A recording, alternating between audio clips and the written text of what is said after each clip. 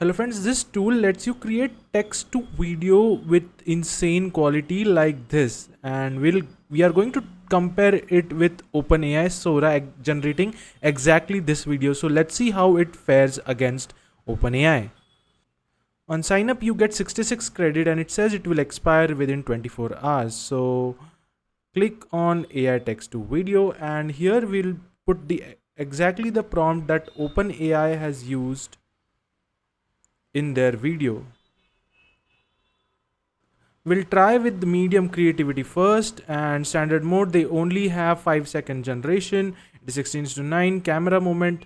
In this video if we see, it's pretty much steady. See what are the options. You have options on horizontal, vertical, tilt, roll, so we won't put in.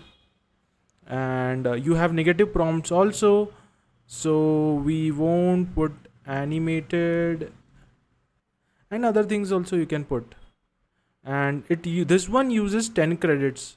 As you can see, it has failed to create the mammoth. It has become more like an elephant, but the movement of elephants is more, and the environment seems like a game engine, so it doesn't stand at par with Sora. But what if we use Sora's image as an input for this one, and I'll take the same screenshot from Sora's video and put it as a video input.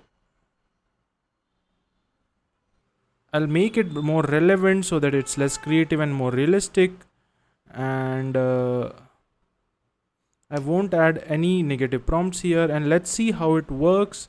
It has created that video, but it lacks that resolution and clarity, especially is lacking. As you can see in the mountains, it feels like it's all airbrushed.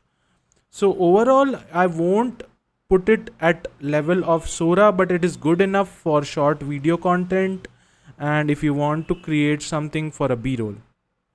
So that's it for this video. I'll see you in the next one where we will review more such AI video tools.